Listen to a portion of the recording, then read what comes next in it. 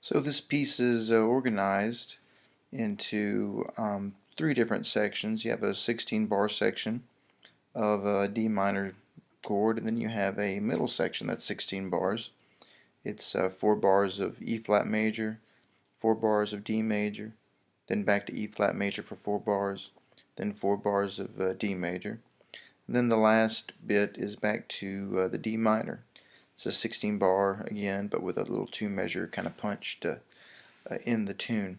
So we'll be showing these examples of the fingering and some helpful little hints in 4 measure segments to keep it all even. Okay, 1 through 4.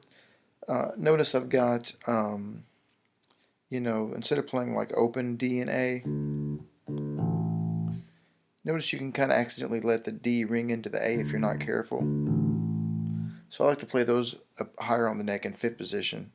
That way they don't ring together and you can control the length a little bit better.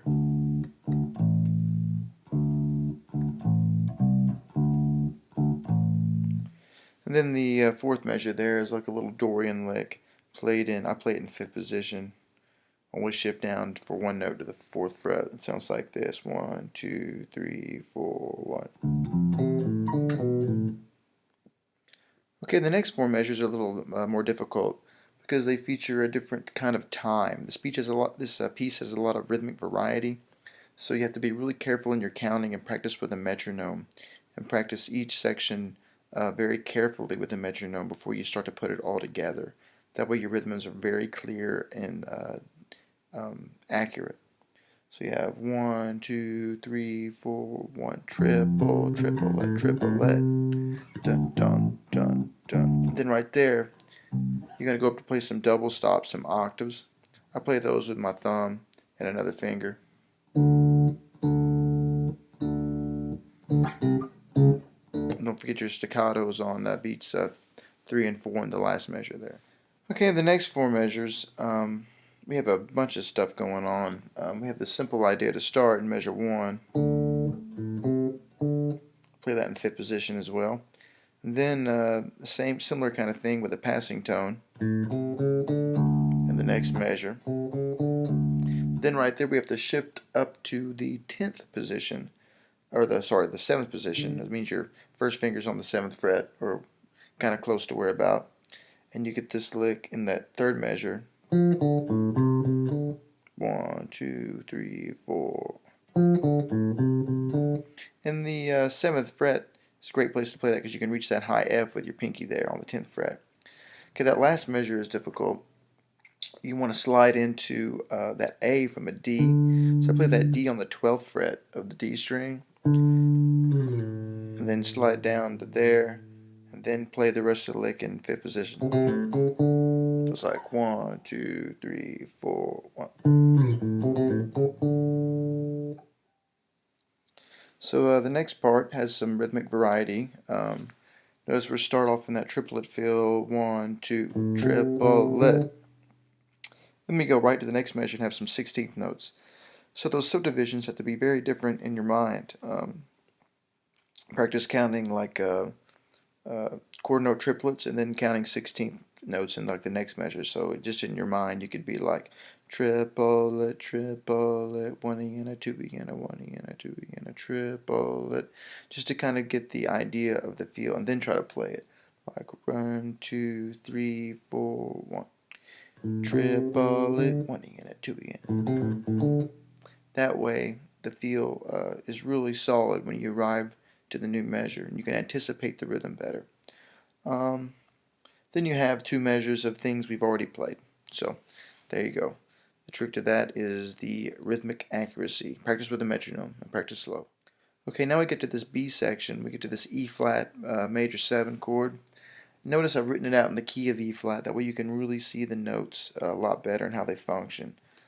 We get this idea: 1, 2, 3, 4, 1, triplet, 1, and then right here you get this kind of chromatic thing. What that is, it's called an enclosure. An enclosure is what happens when you surround a chord tone. In this case, chord tones in the E flat major 7 chord would be the 1st, 3rd, 5th, and 7th note of E flat major. So you get 1 E flat, 3 would be G, B flat would be 5, and then your D would be the 7th, and you get this arpeggio if you were to play them. But notice that G is surrounded by the half step above it, A flat, and then the half step below it, F sharp, and it gives it this kind of jazzy sound. Then, see, it really helps it resolve strongly on that beat 3 there. Then you get another one right here in the 3rd measure. Notice now the E flat, the root of the chord, is surrounded by the half steps. It's a nice enclosure. And then the last measure, you get a little 16th note run. 1, 2, 3. Let's get the first 4 notes of the this thing that we call the lick. So there you go. Okay, in the next 4 measures, we go to the key of D. Notice I changed the key signature so you could see that a little quicker in these written out fingered examples. It starts in the 7th position. So we have like a little chromatic action there happening between the 3rd of the scale, the F sharp, going to the F natural, and then to the E, the 9, or the 2, same note, right? 9 and 2. You get this thing. Then it goes back up. Everything from that point, it's just straight out of the D major scale, but it's up here in 7th and 9th position. So you really got to know your D major scale notes in those positions. Okay, the next 4 measures go back to the E flat chord, but notice it's kind of more like a standard bass line. It's a little less soloistic as far as the 8th notes, and it's a little more kind of just grooving bass line stuff. It has a similar idea, though. It has this chromatic stuff between the 2 and the 3rd of the scale. Right there. It does it again. Okay, the next 4 measures kind of does the same thing in D major.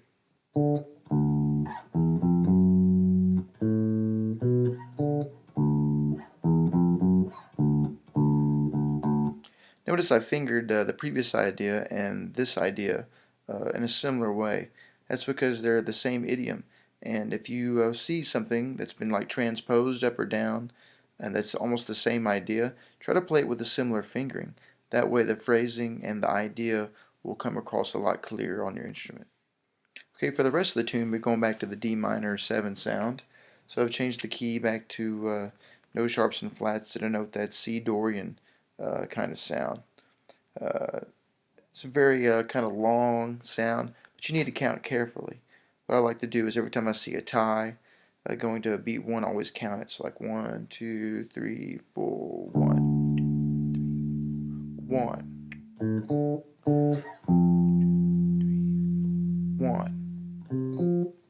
I do this so you don't rush ahead. Young musicians love to rush ahead, especially when there's a tie across the bar. You can avoid this just by counting beat 1. And if it does it on beat 3 or 1 or whatever the tie does, go ahead and count it out loud anyhow, and you'll stay in command of the rhythm, and you won't sound so amateurish. The next two measures are kind of the same thing, but this time we go down. Down in A. The same idea, same intervals and everything.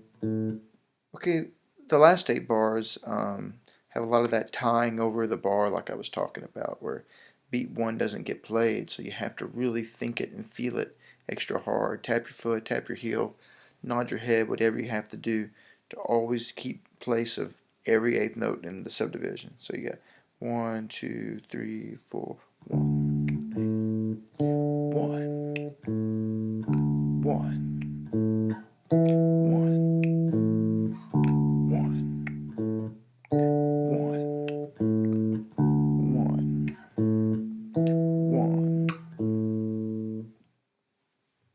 Then finally at the end you get a little 2-bar tag to kind of end the tune.